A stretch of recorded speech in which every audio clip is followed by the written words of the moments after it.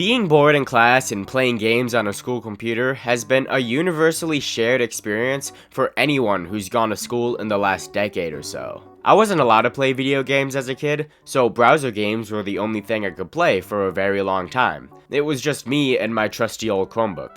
There's so many different genres and types of browser games that there is a game out there for everyone. But if I were to talk about every single browser game, this video would be hours long. So instead, I'm gonna go through some of the most notable ones and see if they still hold up to this day. I also might throw in some of my personal favorites in there as well. Also, I've come down with the man flu, so if you notice I sound a little bit weird, that's why. I can't really breathe at the moment, but I'm pushing through for you guys. We'll start out with one of the greats, Run. More specifically, Run 3 because it's the best in the series. Run 3 is a fun, fluid platformer that takes place in the middle of space. There's a wide range of alien characters you can play as, and each of them have different quirks that affect how you move around. The first one you start out with is just the default character, but you can also unlock the Skater, which boosts your jumping distance and speed by a lot, or the Lizard, which slows you down and gives you a low gravity effect. There is more than that, but those are just the three basic ones that everyone unlocks. When I played Run 3 as a kid, I think I got to around level 40 before I quit because it was super hard for me at the time. It's interesting though, because when I revisited the game for this video, it was super easy and I flew past all of the levels. And that's a common theme throughout all of these games. They were pretty difficult to play as a kid, but they're super easy to play now.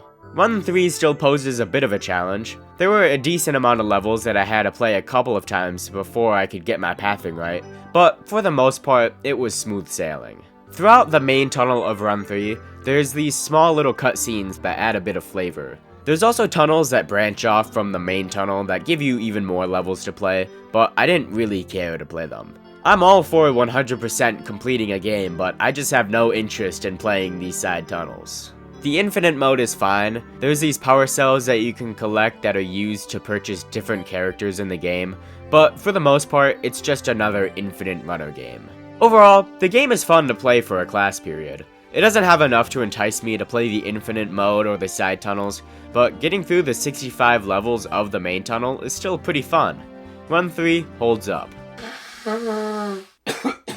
Next up is Fireboy and Watergirl, whose name I get mixed up with Sharkboy and Lava Girl all the time, but Fireboy and Watergirl is a classic. If you somehow don't know what this game is, you're stupid, but it's a puzzle platformer game with two players. One person has the WASD keys and another has the arrow keys. I played it again with my sister, and it was really fun for the first couple of levels, even though she sucked at the game. As we got along, the game obviously got more difficult, but it wasn't difficult in the sense that the puzzles were getting more complicated, or that the parkour was getting harder. The reason the game got difficult was because it took so long to do anything, because they made you go up and down and across the map 1,000 times per level. My sister and I got through the main track, but once we reached the end, we realized that we went completely out of order because we never clicked the level numbers button, which I don't know why they wouldn't just have the numbers on the levels in the first place. Anyways, the game was kinda boring. Sure, it's a trip down memory lane, but there's so many better two-player games out there. And yes, I know that there's 6 different versions of Fireboy and Watergirl, but the first one is the most popular, and I didn't like it enough to try any of the other ones out. Fireboy and Watergirl just doesn't hold up.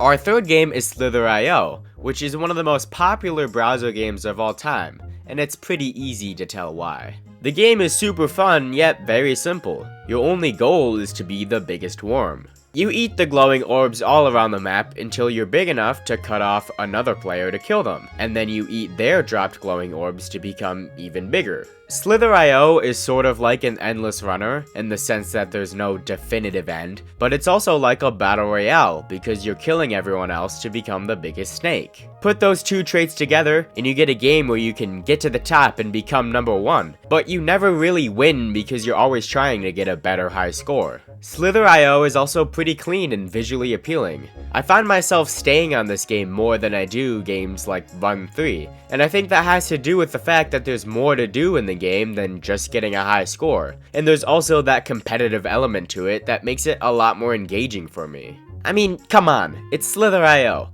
Everyone knows what it is. Slither.io definitely holds up.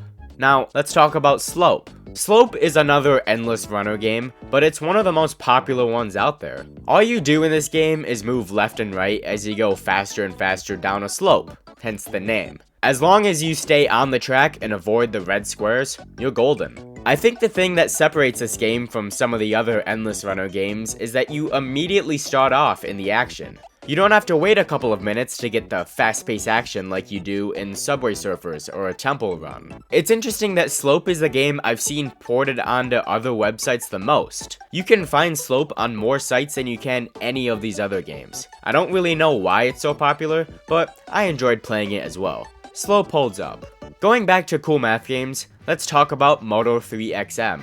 Moto 3XM is a level-based racing game. Your controls are forward, braking, and flipping, but that's really all you need. Moto 3XM is really easy, but if you want a 3-star every level, it's actually really difficult because I don't think they did the 3-star timing right. Whenever you land a flip in the game, you get half a second taken off of your end time, and when you land a double flip, you get a second taken off of your time, so on and so forth. Most levels you can easily get the 3-star with these time saves, but there's some levels that are nearly impossible to 3-star. And I say they didn't do the 3-star timing right because I just don't think they meant to make some random ass level in the middle of the campaign impossible to 3-star. Like there had to be some mistake there. Moto 3XM is also one of the only games that actually having the volume up ruins the experience, because this stupid fucking biker says woohoo every 2 seconds.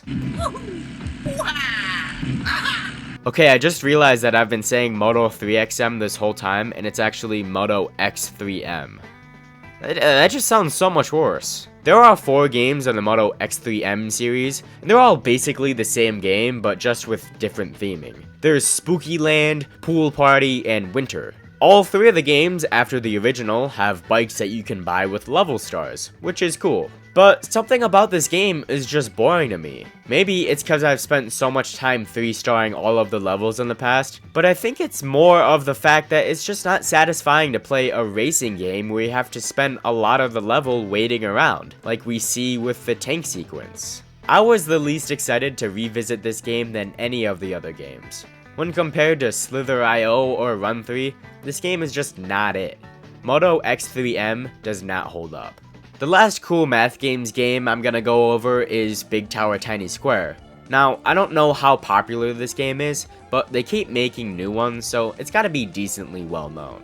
Big Tower Tiny Square is a 2D platformer where you, the tiny square, start at the bottom of a big tower, and you have to reach the top of the big tower where a big square is holding your pineapple hostage. I can't believe that's an actual sentence. The actual gameplay of Big Tower Tiny Square starts off pretty simple, but it gets more complicated the higher you go. You can do all sorts of wall jumps and wall slides, and you have to be pretty precise with your movement. Playing it now, it's slightly challenging, but when I was a kid, this game was almost impossible to beat.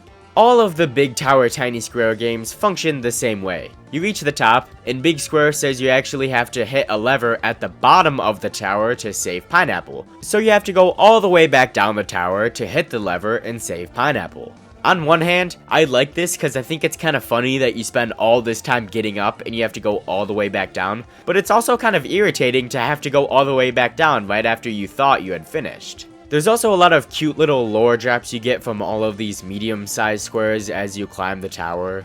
I sent one of them from Big Flappy Tower Tiny Square to my friend Kyle, because the square mentioned his name, but he didn't seem to get it. I played the Flappy Bird version a couple of weeks ago while in class, and it was pretty fun, and it actually took me a minute to get past some of the obstacles at the top of the tower. Big Tower Tiny Square is one of my personal favorites, and it definitely holds up to this day. All of the games I've talked about so far have been pretty universal and something that anyone can enjoy, but now I want to talk about something more manly and masculine for my fellow men out there. It's time to talk about Shell Shockers. Shell Shockers is one of the greatest browser shooters of all time. I had a blast playing it back in middle school, and I had a decent amount of fun playing it again for this video. In Shell Shockers, everyone is an egg, and you have 100 hit points that regenerate over time. There's a handful of guns you can play with, but the best guns in the game by far are the shotgun and sniper. There's 4 different game modes you can play. There's Capture the Spatula, Teams, which for my Gen Alpha audience is red versus blue, Free for All, and King of the Coop, which is domination. The other game modes are fun, but I actually prefer playing free for all or teams. I've just never been a fan of the domination game modes. In terms of actual gameplay, it's pretty good. I was pulling in 120 frames per second, which is actually kind of insane for a browser game. Unfortunately, I couldn't mess around with any of the other guns too much because the shotgun and sniper are just so powerful compared to everything else, so they're really the only option you have to use. The sniper is the only gun that can one-shot, but it's kind of annoying to use because it takes so long to get ready to hit an accurate shot. Every kill in Shell Shockers gives you 10 eggs, and these eggs are used to purchase different cosmetics. I made my guy a cop. Let me know what you think of my guy in the comments below. Shell Shockers actually has controller connectivity, which I guess makes my browser gaming experience inauthentic, but I suck at keyboard and mouse, and I actually wanted to enjoy playing the game, so come at me, I don't care. Shell Shockers holds up, and it holds up as one of the greater browser games out there. There's a shooter browser game that really fell under the radar, and it's one I'm throwing in here because I have so many fond memories of it.